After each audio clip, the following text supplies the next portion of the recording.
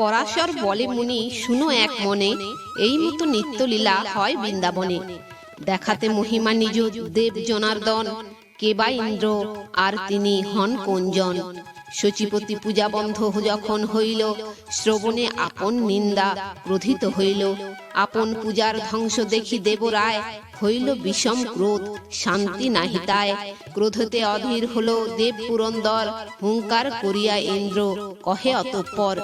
পাপমতি গোপ জাতি ব্রজবাসী যত, অহংকারে একেবারে হলো জ্ঞান হত। ধনমদে মত্ত অতি হলো সর্বজন, মম পূজা নাহি করে পূজে গো ব্রাহ্মণ। বংশানুক্রমেতে মোরে করিত পূজন, কৃষ্ণের কথায় আজি করিল হেলন। মানবের বাক্যে আজ মোরে না পূজিয়া, পর্বতে পূজিল সবে আমারে নিন্দিয়া। গোপালক গোপ জাতি তাহে বনচারী, কৃষ্ণ বাক্যে সকলেই হলো অহংকারী।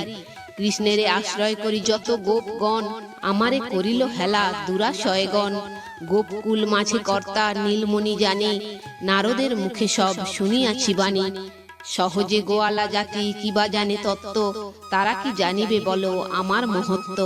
একি হেরি গোয়ালার বুদ্ধি চমৎকার, পর্বত পূজিয়া হবে ভব সিন্ধু পার। বালকের বাক্যে তারা ভুলিল আমায়, আমারে অবজ্ঞা করে শিশুর কথায়। নন্দের কুমার সেই হয় অল্পমতি, তার বাক্যে অনাদর করে আমা প্রতি। করি বসে ব্রজপুর আমি ছারখার, রাখুক এখন সেই নন্দের কুমার। এত বলি দেবরাজ ঘূর্ণিত নয়নে, ক্রোধ ভরে ডাকে তবে যত মেঘ গণে। সঙ্গে করি মেঘগণে লইয়া তখন, ব্রজ মাঝে শচীপতি করিল গমন। মেঘগণ প্রতি ইন্দ্র অনুমতি করে, ওহে মেঘগণ শুনো বচন সত্তরে। এই ব্রজ মাঝে করো বাড়ি বরষণ, যেন এক প্রাণী হেতা না পায় জীবন। যতে গোয়াল আর ধেনুবৎস যত, একেবারে সবাকারে করো শীঘ্র হত।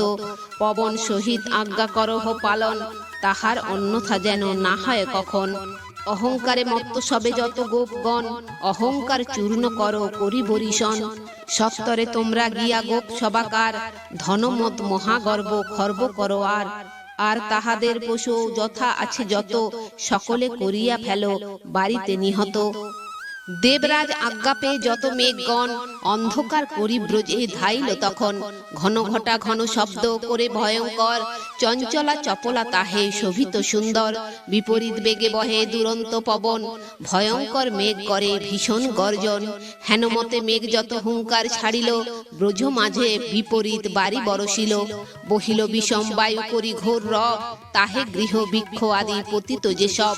আবাহ প্রবাহ বায়ু প্রবৃত্ত হইয়া, বহিল প্রবল বেগে গোকুল ধ্বংসিয়া। ঘোর নাদে অশনি পড়িতে লাগিল, শিলাবৃষ্টি ঘন ঘন কতই হইল। মেঘ আচ্ছাদিত নভ ঘোর অন্ধকার, ঝলকে অশনি ঘন তাহাতে আবার। ঘোর নাদে মহাশব্দে বাড়ি বরিশন, তাহাতে ভীষণ হয় জলদ গর্জন। পর্বত শিখর যত খসিল বাতাসে, কত যে মরিল পক্ষী মেঘের তরাসে। ভাসিল গোকুল জলে প্রলয়ের প্রায়, চারিধারে নিশা সম আধার ঘনায়। শীতবাতে গোপ যত কাঁপিতে লাগিল, গোপ গোপীগণে সবে চিন্তিত হইল। ব্রজপতি ভীমপতি হইল তখন, কম্পিত হইল নন্দ শুনিয়া গর্জন। এই রূপে ব্রজ মাঝে প্রমাদ পড়িল, যত গোপ গোপীগণ একত্র হইল। সবে মিলিয়া একই দায় হলো সংগঠন, অকস্মাৎ কেন এত দৈব বিড়ম্বন। শুনিয়া বালক বাক্য বিপাকে পড়িনু, ইন্দ্র পূজা ভঙ্গ করি কি কাজ করিনু। কি করি এখন মোরা নাহেরি উপায়, সকাতরে নন্দরাজ কহে যশোদায়। বিষম বিপদ এবে হয় দর্শন, কেন হেন ঝড় বৃষ্টি না জানি কারণ। শীতেতে কম্পিত তনু হইল বিকল, বজ্রপাত শিলাবৃষ্টি একই অমঙ্গল। কি করি উপায় এবে কহ যশোমতি, রামকৃষ্ণ লয়ে তুমি পলাও সম্প্রতি। এদিকে গোকুলবাসী হয়ে সকাতর, ভয়েতে কম্পিত সবে চিন্তিত অন্তর। আপন আপন শিশু বক্ষেতে করিয়া, বেগে ধায় সকলেই বস্ত্র আচ্ছাদিয়া। ক্রন্দন করিয়া যথানন্দের ভবন, ঊর্ধ্বশ্বাসে তথা সবে করিল গমন। কহে নন্দ একি মন্দ ঘটিল এখন, বিষম বিপাকে এবে যায় যে জীবন। Hello friends, welcome to my channel Vaidik planet. কেমন আছেন সবাই? আশা করি আপনারা সবাই ভালো আছেন, সুস্থ আছেন, শান্তিতে আছেন এবং যে যার নিজের জীবন আনন্দে অতিবাহিত করছেন। বন্ধুরা, আমার এই চ্যানেলে সহজ বাংলা ভাষায় বিভিন্ন প্রকার হিন্দু শাস্ত্র যেমন বেদ, উপনিষদ, পুরাণ, রামায়ণ, মহাভারত, গীতা ইত্যাদি বিভিন্ন প্রকার ধর্মগ্রন্থ নিয়ে আলোচনা করা হয়। আপনারা যারা এই শাস্ত্রগুলি সম্বন্ধে জানতে ইচ্ছুক কিন্তু পড়ার জন্য সময় পান না, তারা এই চ্যানেলের ভিডিওগুলি দেখতে পারেন। তো বন্ধুরা, আজকে আমাদের আলোচনার বিষয় হলো শ্রীকৃষ্ণের গোবর্ধন গিরি পর্বত ধারণ। তো আসুন পরবর্তী অংশ শুনে নেওয়া যাক। ক্রন্দন করিয়া যথা নন্দের ভবন, ঊর্ধ্বশ্বাসে তথা সবে করিল গমন। কহে নন্দ একই মন্দ ঘটিল এখন, বিষম বিপাকে এবে যায় যে জীবন। তোমা ছাড়া মোরা আর নাহি জানি আন, এ ঘোর বিপদে এবে কর পরিত্রাণ। ইন্দ্রযজ্ঞ নষ্ট করে তোমার নন্দন, তাই দেবরাজ করে এত বিড়ম্বন। বাণী শুনি নন্দরাজ চিন্তিত হইল, করজোড়ে ইন্দ্রপতি স্তব আরম্ভিল। সুরপতি তুমি গতি অধম জনার, অবোধ বালক হয় আমার কুমার। ক্ষমদোষ ছাড়ি রোষ ওহে শচীপতি, কৃপা কর সুরেশ্বর অগতির গতি। না জানি তোমায় দেব নিখিল নন্দন, মোরে ক্ষমা করি রক্ষা কর দেবগণ। সহস্রাক্ষ পরিত্রাণ করহ সকলে, এখনই করিব পূজা মিলি গোপ দলে। এই রূপে স্তব করি নন্দ জোড় করে, দেবরাজ স্তুতি করে অতি ভক্তি ভরে। ইন্দ্র বিষ্ণু আদি নামে করিছে স্তবন, হেনকালে কৃষ্ণ আসি কহিছে তখন। কার স্তব কর পিতা অজ্ঞান সমান, কেন বৃথা শোকাকুল কেন ভীত প্রাণ। কার স্তুতি কর পিতা সম্মুখে আমার, গোপকুল বধে ইন্দ্র সাধ্য কি তাহার। কি ছাড় সে দেবরাজ তারে কিবা ভয়, কটাক্ষেতে শত ইন্দ্র হতে পারে ক্ষয়। পূজা হেতু ক্রোধ তার অন্তরে উদয়, কহ পিতা দেবেন্দ্রের কিবা শক্তি হয়। শুনো ব্রজপতি তব নাহি কিছু ভয়, দেখিব সে দেবরাজ হতে কিবা হয়। মূঢ়মতি দেবপতি কিছুই না জানে, ঝড় বৃষ্টি করে সদা ক্রোধ পূর্ণ মনে। আমি যথা আছি তথা কি করিতে পারে, ইন্দ্রের ইন্দ্রত্ব যত জানিবে এবারে। শুনো মহারাজ বলি প্রকৃত বচন, ইন্দ্রের শকতি কত হেরিব এখন। ব্রজবাসীগণ সবে অভয় অন্তর, মনে মনে জনার্দনে ডাকে নিরন্তর। হে কৃষ্ণ হে মহাভাগ্যকুল ঈশ্বর, ভক্ত বৎসল তুমি করুণা সাগর। দেবেন্দ্র কুপিত আজ হয় অতিশয়, তার হাত হতে রক্ষা করো দয়াময়। শ্রীকৃষ্ণ বলেন সবে ভীত কি কারণ, কাহারে বা করস্তব শুনো বিবরণ।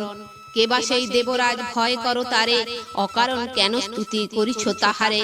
কোথাকার ইন্দ্র সেই কিবা শক্তি তার, কেন বৃথা আরাধনা করো বারবার। যাহারে করিলে পূজা সে হবে সহায়, এ মহাবিপদে সেই রাখিবে সবাই। দেব পুরন্দর নিজে মাতি অহংকারে, সবার ঈশ্বর বলি ভাবে আপনারে।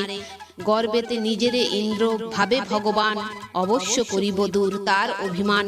গোষ্ঠের শরণ্য আমি গোকুলের স্বামী, অবশ্য এ গোষ্ঠ রক্ষা করিব যে আমি। ধেনু শিশু আদি লয়ে যত গোপগণ, পর্বত গহরে করো প্রবেশ এখন। শ্রীলাবৃষ্টি বজ্রপাতে কি করিতে পারে, এই কথা জনার্দন বলিয়া সবারে। পর্বত ধরিয়া হাতে তখনই টানিল, শৈলবরে একেবারে উপরে তুলিল। উপাড়িয়া ছত্রকারে করিল ধারণ, বালকেরা খেলে ছত্র লইয়া যেমন। সেই মতো ধরি হরি গিরি গোবর্ধনে, কহিতে লাগিল কত কথা গোপগণে। আমার বচন শুনো তোমরা সকলে, পর্বত গহরে রবে সবে কুতহলে। ধেনু বৎস সহ কর প্রবেশ ভেতরে, শিশুগণ সহ রহ নির্ভয় অন্তরে। গোপ গোপী আর ধেনু বৎস যত ছিল, সবাকারে পর্বতেতে আবৃত করিল।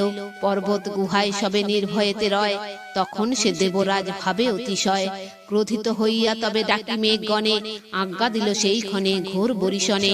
মেঘগণ অনুক্ষণ করে বরিশন, ঘন ঘন বজ্রপাত ভীষণ গর্জন। মেঘেতে আবৃত হয় দিবাকর কর, মহা অন্ধকার হয় গোকুল নগর। বিষম গর্জনে মেঘ বরিশন করে, গোপগণ রহে সবে গুহার ভেতরে। প্রবল পবন বহে দৃশ্য ভয়ঙ্কর, তৃণমাত্র নাহি রহে নগর ভেতর। বড় বড় বৃক্ষ সব পড়িল ভূতলে, এই রূপে ইন্দ্র কার্য করে কুতহলে। হেরিল সে গোপগণে কিছু না হইল, ক্রোধে গিরিবরে তবে বজ্র নিক্ষেপিল। ঘন ঘন করে ইন্দ্র বজ্র নিক্ষেপণ, চুরমার হয় বজ্র হইয়া পতন।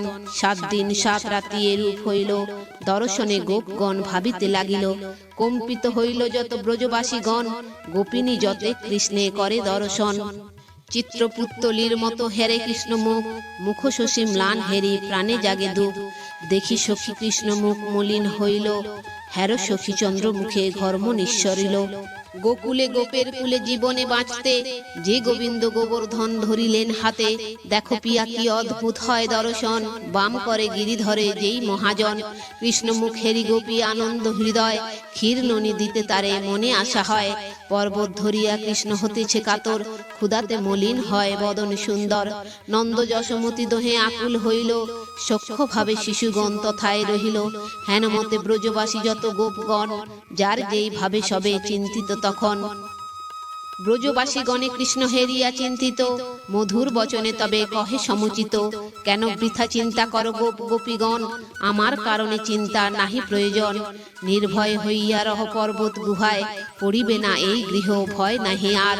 ক্ষুধায় তৃষ্ণায় সবে আকুল অন্তর, তাহাতে চঞ্চল মম মন নিরন্তর। দুঃখ শেষ হইয়াছে জানিবে নিশ্চয়, এক রাত্রি মাত্র শেষ বাকি আর রয়। কল্য প্রাতে সকলেতে পাবে পরিত্রাণ, নিশ্চয় জানিও সবে দুঃখ অবসান। ক্ষুধা তৃষ্ণা একেবারে দিয়া বিসর্জন, অবিচ্ছেদ সপ্তদিন শ্রীনন্দ নন্দন। বাম করে স্থিত ক্ষুদ্র অঙ্গুলি দ্বারায়, ধরিয়া রহেন গিরি আপন ইচ্ছায়। কৃষ্ণের বিক্রম হেরিদেব পুরন্দর, বিস্ময়েতে অভিভূত হইল অন্তর।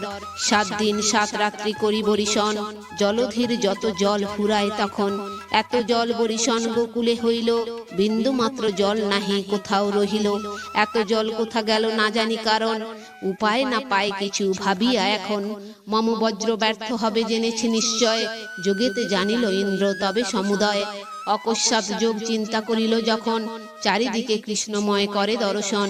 যেদিকে ফিরায় আঁকে রূপ মনোহর, নবীন নিরোদ রূপ দেখে পীতাম্বর। করেতে মোহনবাসী মোহন মূরতি, চারিদিকে নবঘন হ্যারে সুরপতি। মোহিত হইয়া ইন্দ্র ভাবে মনে মনে, অন্তরে হেরিল তার সেই নবঘনে। সুবিমল রূপ রাশি শ্যামল বরণ, শিরে গুঞ্জমালা তাহে চূড়ায় বেষ্টন। শিখি পুচ্ছ সম্বলিত শোভিত সুন্দর, বনমালা শোভে গলে অতি মনোহর। বক্ষেতে কৌস্তব শোভে শোভা সমুজ্জ্বল, মালতীর মালা তাহে করিছে উজ্জ্বল। নপুর শোভিত পদে মনোহর তাই, রতন ভূষণ অঙ্গ দেখে সুররায়। মোহন মুরলীধারী নন্দের নন্দন, অন্তরে বাহিরে ইন্দ্র করে দর্শন। দেখিল যে দয়াময় গোপ কুলোদ্ভব, গোপ রূপে গোকুলেতে জন্মে শ্রী মাধব। তখন সে সুরপতি করজোড় করি, স্তব করে ভক্তি ভরে অন্তরে শ্রীহরি। ওহে রাধাপতি তুমি দেব জনার্দন, না জেনে করেছি আমি এত বিড়ম্বন।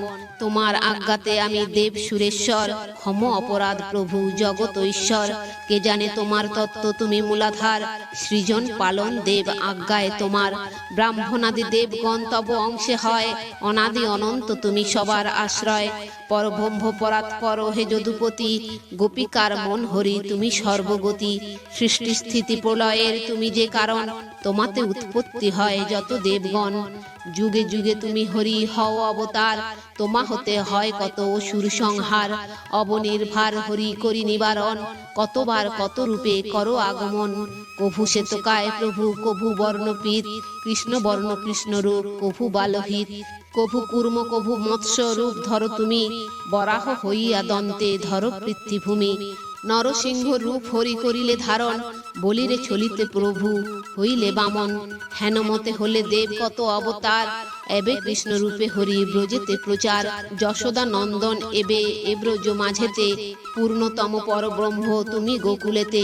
মোহন মূরতি হরি করেছ ধারণ, মোহন মুরলী করে গোপিকা মোহন। অনুক্ষণ খেলা করো ব্রজ শিশু সাথে, গোপাঙ্গনাকুল সদা মোহিত তোমাতে। তত্ত্বময় তত্ত্ব তব কহিতে কে পারে, তব গুণ বিনা পানি বর্ণিতে না পারে। পঞ্চানন পঞ্চাননে অশক্ত বর্ণিতে, গণপতি অন্ত কিছু নাহি চায় চিতে। তব যোগরত হয় সিদ্ধ যোগীগণ, ব্রহ্মা আদি দেবগণ না বুঝে কখন। আমি কি করিব স্তব ওহে চক্রপাণি, আমি অতি হীনমতি কিছুই না জানি। না জানি তোমারে হরি করেছি এমন, ক্ষম দোষ যত রোষ গোপিকা মোহন। এই রূপে সুরপতি করে কত স্তব, স্তবেতে সন্তুষ্ট তবে হইল মাধব। দেবরাজে দয়া তবে শ্রীহরি করিল, আপন নিকটে ইন্দ্রে তখনই আনিল। দেবরাজ জনার্দন দয়া করি তবে, আপন আবাসে তবে পাঠায় বাসবে। ইন্দ্রের হইল চূর্ণ যত অহংকার, দেবরাজ অভিমান করে পরিহার। আনন্দ অন্তরে ইন্দ্র গেল নিজালয়, ঝড় বৃষ্টি বজ্রপাত আর নাহি হয়। দিবাকর কর তাহে হয় সুপ্রকাশ, একেবারে অন্ধকার হইল বিনাশ। তবে গোপগণে কহে নন্দের নন্দন, ভয় না করিও আর শুনো সর্বজন। পর্বত গহর হতে হয়ে নিঃসরণ, পুত্র কন্যা লয়ে গৃহে করহ গমন। আর নাহি হবে ঝড় বাড়ি বরিশন, যাও সবে নিজ বাসে লইয়া গোধন। কৃষ্ণের বচনে সবে প্রফুল্ল হইল, ত্যাজি ভয় সকলেতে বাহিরে আসিল। সূর্যের প্রকাশ তথা দেখে সর্বজন, জল মাত্র নাহি শুষ্ক গোকুল তখন।